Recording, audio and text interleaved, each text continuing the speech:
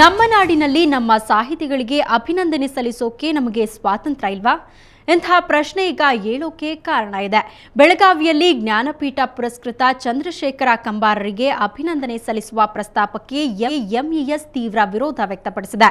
ಇದನ್ನ ಎಂಇಎಸ್ ಖ್ಯಾತೆ ಅಂದೇ ಇನ್ನೇನನ್ಬೇಕು? ಆಗಿದ್ದು ಇಷ್ಟೇ. ಇವತ್ತು ಪಾಲಿಕೆ ಸಭೆಯಲ್ಲಿ ಜ್ಞಾನಪೀಠ ಪುರಸ್ಕೃತ ಕಂಬಾರರಿಗೆ ಅಭಿನಂದನೆ ಸಲ್ಲಿಸಬೇಕು ಎಂದು ಮಾಜಿ ಉಪಮೇಯರ್ ಜ್ಯೋತಿ ಭಾವಿಕಟ್ಟಿ ಪ್ರಸ್ತಾಪಿಸಿದ್ರು. ಇದಕ್ಕೆ ಎಂಇಎಸ್ ಸದಸ್ಯರು ಆಕ್ಷೇಪ ವ್ಯಕ್ತಪಡಿಸಿದ್ರು. ಇದರಿಂದ ಸಭೆಯಲ್ಲಿ ಕನ್ನಡಿಗ ಹಾಗೂ ಎಂಇಎಸ್ ಸದಸ್ಯರ ನಡುವೆ ವಾಗ್ವಾದ ನಡೆಯಿತು. ಇಡೀ ಸಭೆ ಗದ್ದಲದ ಗೂಡಾಯಿತು. ಗಲಾಟೆ ನಿಲ್ಲದಿದ್ದಾಗ ಸಭೆಯನ್ನ ಅನಿರ್ದಿಷ್ಟಾವಧಿಗೆ ಮುಂದೂಡಲಾಯಿತು. ಮತ್ತೆ ಖ್ಯಾತಿ ತೆಗೆದ ಎಂಇಎಸ್ ಕನ್ನಡಿಗ ಸಾಹಿತಿ ಕಂಬಾರರಿಗೆ ಅವಮಾನ ಮಾಡಿದ್ರು. ಎಂಇಎಸ್ ಖ್ಯಾತಿಯಿಂದಾಗಿ ಕನ್ನಡ ನೆಲದಲ್ಲೇ ಕನ್ನಡಿಗ ಸಾಹಿತಿಗೆ ಅಭಿನಂದನೆ ಸಲ್ಲಿಸೋಕು ಸ್ವಾತಂತ್ರ್ಯ ಸಿಗಲಿಲ್ಲ.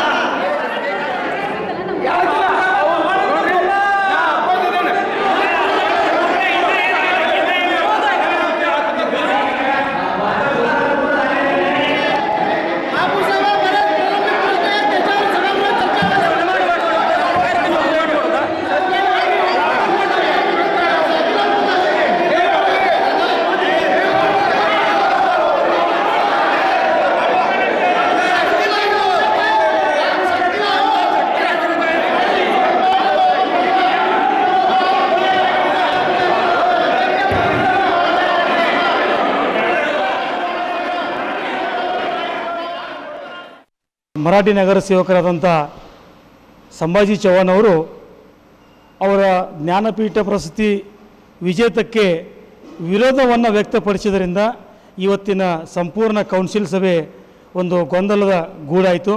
ಅಭಿನಂದನೆ ಸಂದರ್ಭದಲ್ಲಿ ಗೊಂದಲ ಉಂಟಾಗಿ ಮಹಾನಗರ ಪಾಲಿಕೆಯ ಪೂಜ್ಯ ಮಹಾಪೌರರು ಅರ್ಧ ಗಂಟೆ ಮುಂದೂಡಿದರು. ಮತ್ತೆ ಅರ್ಧ ಗಂಟೆ ನಂತರ ಮತ್ತೆ ಸಭೆ ಪ್ರಾರಂಭಿಸಲಾಯಿತು. ಸಭೆ ಪ್ರಾರಂಭದ ನಂತರವೂ ಸಹಿತ ಆ ಗೊಂದಲ ಹಾಗೆ ಉಳಿದಿರುವುದರಿಂದ ಸಭೆಯನ್ನು ಪೂಜ್ಯ ಮಹಾಪೌರರು ಅನಿರ್ದಿಷ್ಟ ಕಾಲದವರೆಗೆ ಮುಂದೂಡಿದರು.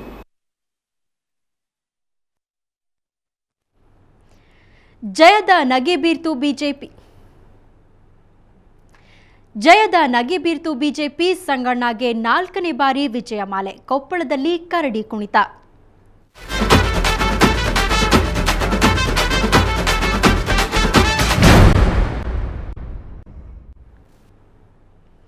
ಕೊಪ್ಪಳದಲ್ಲಿ ಕರಡಿ ಕುಣಿತ. 4ನೇ ಬಾರಿ ಗೆದ್ದ ಸಂಗಣ್ಣ. ಆಪರೇಷನ್ ಕಮಲಕ್ಕೆ ಸಿಕ್ಕ ಗೆಲುವಿನಲ್ಲಿ ತೇಲಾಡ್ತಾ ಇದೆ ಬಿಜೆಪಿ.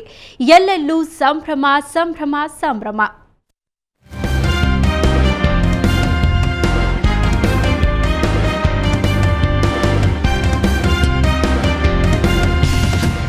ಕೊಪ್ಪಳ ಬೈ ಎಲೆಕ್ಷನ್ನಲ್ಲಿ ಬಿಜೆಪಿ ಗೆದ್ದಿದೆ. ಕರಡಿ ಸಂಗಣ್ಣನವರಿಗೆ ಇದು 4ನೇ ಗೆಲುವು. ಮೊದಲನೇ ಬಾರಿ ಪಕ್ಷೇತರನಾಗಿ, 2ನೇ ಬಾರಿ ಜೆಡಿಯುನಿಂದ, 3ನೇ ಬಾರಿ ಜೆಡಿಎಸ್ನಿಂದ ಗೆದ್ದಿದ್ದ ಕರಡಿ ಸಂಗಣ್ಣ ಈ ಬಾರಿ ಬಿಜೆಪಿಯಿಂದ ಗೆದ್ದಿದ್ದಾರೆ. ಆಪರೇಷನ್ ಕಮಲಕ್ಕೆ ಮತದಾರ ಜೈ ಎಂದ್ಬಿಟ್ಟಿದ್ದಾನೆ. ಆರಂಭದಿಂದ ಕೊನೆಯವರೆಗೆ ನಂಬರ್ 1 ಸ್ಥಾನದಲ್ಲೇ ಇದ್ದ ಕರಡಿ ಸಂಗಣ್ಣ ಕೊನೆಗೂ ಗೆಲುವಿನ ಗುಟುರು ಹಾಕಿದ್ರು. ಕೈ ಕಚ್ಚಿದ್ರು, ತೆನೆ ಹೊತ್ತ ಮಹಿಳೆಯನ್ನ ಕತ್ತರಿಸಿದ್ರು. ಗೆದ್ದ ಖುಷಿಯಲ್ಲಿದ್ದ ಬಿಜೆಪಿ ಕಾರ್ಯಕರ್ತರು ಸಂಗಣ್ಣನವರಿಗೂ ಬಣ್ಣ ಹಾಕಿ ತಾವು ಬಣ್ಣ ಬಳಿದುಕೊಂಡು ಬಾವುಟ ಹಿಡಿದು ಕುಣಿದಾಡಿದ್ರು.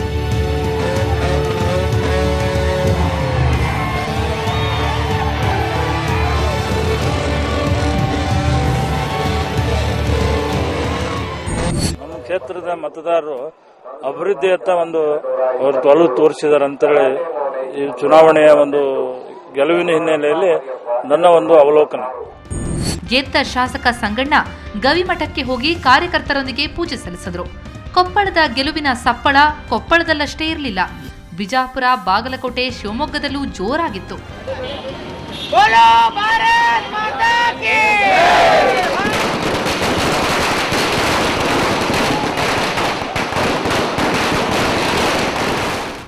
ಬಿಜಾಪುರದಲ್ಲಿ ಶ್ರೀ ಸಿದ್ದೇಶ್ವರ ದೇವಸ್ಥಾನದಲ್ಲಿ ವಿಶೇಷ ಪೂಜೆ ನೆರವೇರಿತು. ಹಾವೇರಿಯಲ್ಲಿ ಪಟಾಕಿಗಳು ಸಿಡಿದವು.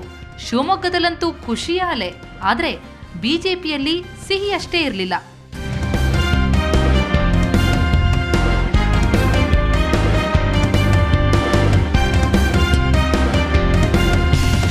Bureau report, Suvarna news 24/7. Koppal ಉಪಚುನಾವಣೆಯ ಕೌಂಟಿಂಗ್ ಶುರುವಾದಾಗಿನಿಂದಲೂ ಬಿಜೆಪಿ ಲೀಡ್ನಲ್ಲಿತ್ತು. ಕೊನೆಯವರೆಗೂ ಕರಡಿ ಸಂಗಣ್ಣ ರೇಸ್ನಲ್ಲಿ ಮುಂದಿದ್ರು. ಎಲೆಕ್ಷನ್ ರಿಸಲ್ಟ್ನ ಸ್ಟೆಪ್ ಬೈ ಸ್ಟೆಪ್ ಅಪ್ಡೇಟ್ ಇಲ್ಲಿದೆ.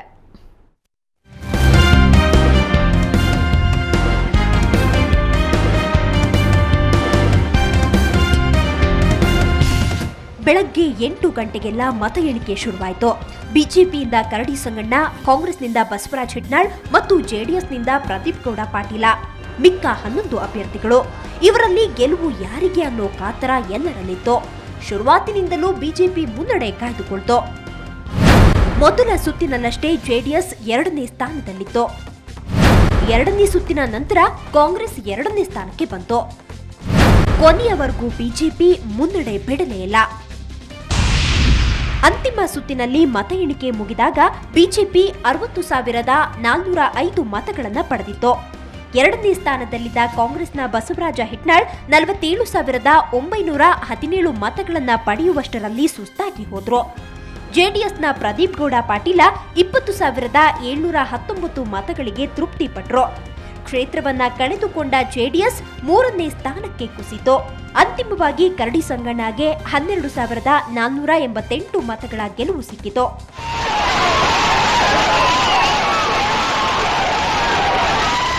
ಕರಡಿಯ ಕುಣಿತಕ್ಕೆ ಕೈ ಛಿದ್ರವಾಗಿತ್ತು.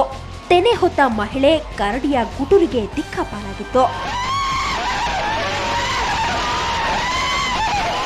ದೊಡ್ಡ ಶಿಲ್ಗಾರ್, ಸುವರ್ಣ ನ್ಯೂಸ್ 24/7 ಕೊಪ್ಪಳ. ಕೊಪ್ಪಳ ಉಪಚುನಾವಣೆಯಲ್ಲಿ ಬಿಜೆಪಿ ಹಣದ ಬಲದಿಂದ ಗೆದ್ದಿದೆ.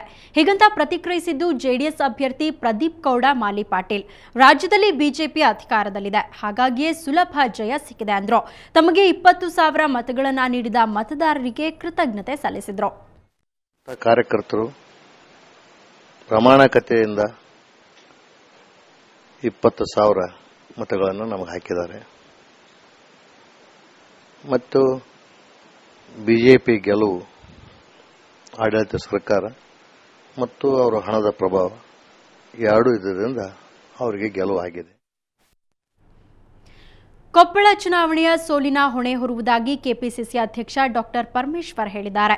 ಬೆಂಗಳೂರಿನಲ್ಲಿ ಮಾತನಾಡಿದ ಅವರು, ಇದು ಬಿಜೆಪಿಯ ಅಭಿವೃದ್ಧಿಯ ಗೆಲುವಲ್ಲ, ಹಣ ಹೆಂಡದ ಗೆಲುವು ಅಂತ ಲೇವಡಿ ಮಾಡಿದ್ರು. ನಮ್ಮ ಹೋರಾಟ ಇಲ್ಲಿಗೆ ಮುಗಿಯೋದಿಲ್ಲ ಅಂತ ಸ್ಪಷ್ಟಪಡಿಸಿದ ಅವರು, ಸಾರ್ವತ್ರಿಕ ಚುನಾವಣೆಯತ್ತ ತಮ್ಮ ಚಿತ್ತ ಅಂದ್ರು. ಆ ಜನ ಆ ರೀತಿ ತಲೆ ಕೆಡಿಸ್ಕೊಂಡಿದ್ರೆ, ಭ್ರಷ್ಟಾಚಾರದ ವಿರುದ್ಧ ನಿಲ್ಲೋದಾಗಿದ್ದಿದ್ರೆ ಅವ್ರು ಏನೇ ಹಣ ಹಂಚಿದ್ರು ಕೂಡ ಮತವನ್ನು ಬೇರೆ ಹಾಕಬೇಕಾಗಿತ್ತು. ಆದ್ದರಿಂದ ಆದರೆ ಈ ತೀರ್ಮಾನವನ್ನು ನಾವು ಒಪ್ಕೋಬೇಕಾಗ್ತದೆ. ಒಬ್ಬ ಅಧ್ಯಕ್ಷನಾಗಿ, ಒಬ್ಬ ಪಕ್ಷದ ಅಧ್ಯಕ್ಷನಾಗಿ ಜನರ ತೀರ್ಮಾನ ನಾವು ಒಪ್ಕೊಳ್ತೀವಿ. ಯಾವತ್ತೂ ಕೂಡ ಅದನ್ನು ಆ ತೀರ್ಮಾನ ಸರಿ ಇಲ್ಲ, ಸರಿ ಇದೆ ಅನ್ನೋದಲ್ಲ. ಆದರೆ ಇದರ ಹಿನ್ನೆಲೆ, ಬ್ಯಾಕ್ಗ್ರೌಂಡ್ ಏನಾಗಿದೆ, ಆ ತೀರ್ಮಾನದ ಹಿನ್ನೆಲೆಯಲ್ಲಿ ಏನೇನು ನಡೆದು ಹೋಯಿತು ಅಂತ ಅನ್ನೋದಕ್ಕೆ ಅದು ಮುಂದಿನ ದಿನಗಳಿಗೆ ಸ್ವಲ್ಪ ವರಿ ಮಾಡಬೇಕಾಗುತ್ತೆ. ನಾವೆಲ್ಲರೂ ಯಾವುದೇ ಪಕ್ಷದವರಾಗಲಿ ನಾವು ಹೋಗ್ತೀವಿ, ಜನಗಳ ಹತ್ರ ಹೋಗ್ತೀವಿ, ನೋಡೋಣ ಅದು ಎಲ್ಲಿವರೆಗೆ ಜನ ಇದನ್ನು ಅರ್ಥ ಮಾಡ್ಕೊಳ್ತಾರೆ ಅಲ್ಲಿವರೆಗೂ ನಾವು ಪ್ರಯತ್ನ ಮಾಡ್ತೀವಿ. ಭ್ರಷ್ಟಾಚಾರ ಇದು ಒಳ್ಳೆಯದಲ್ಲ, ಇದು ಯಾರಿಗೇ ಆದರೂ ಒಳ್ಳೆಯದು. ಇನ್ನು ಕೊಪ್ಪಳದ ಸೋಲು ತಮಗೆ ನಿರಾಸೆ ತಂದಿಲ್ಲ ಎಂದು ಜೆಡಿಎಸ್ ರಾಜ್ಯಾಧ್ಯಕ್ಷ ಮಾಜಿ ಸಿಎಂ ಕುಮಾರಸ್ವಾಮಿ ಪ್ರತಿಕ್ರಿಯಿಸಿದ್ದಾರೆ. ಬೆಂಗಳೂರಿನಲ್ಲಿ ಮಾತನಾಡಿದ ಅವರು, ಕೊಪ್ಪಳದಲ್ಲಿ ತಮ್ಮ ಪಕ್ಷಕ್ಕೆ ನಾಯಕರಿರಲಿಲ್ಲ, ಯುವಕರ ಪಡೆ ಕಟ್ಟಿಕೊಂಡು ಚುನಾವಣೆ ಎದುರಿಸಿದೆ ಅಂತ ವಿವರಿಸಿದ್ರು. ಈ ಚುನಾವಣಾ ಫಲಿತಾಂಶ ಸಾರ್ವತ್ರಿಕ ಚುನಾವಣೆಯ ದಿಕ್ಸೂಚಿ ಅಂತ ಅಂದ್ರು. ಆಗಲೇ ಹಲವಾರು ಚುನಾವಣೆಗಳಲ್ಲಿ ಸರ್ಕಾರದ ಪರವಾಗಿ ಜನತೆ ಕೊಟ್ಟಿರ್ತಕ್ಕಂಥ ತೀರ್ಮಾನಗಳೇನಿದೆ, ಅದೇ ಸಾಲಿನಲ್ಲಿ ಇದು ಒಂದು ಫಲಿತಾಂಶ. ಈ ಫಲಿತಾಂಶ ಮುಂದಿನ ರಾಜಕಾರಣದ ದಿಕ್ಸೂಚಿ ಅಂತಲೂ ಹೇಳಲಿಕ್ಕೆ ಸಾಧ್ಯ ಇಲ್ಲ.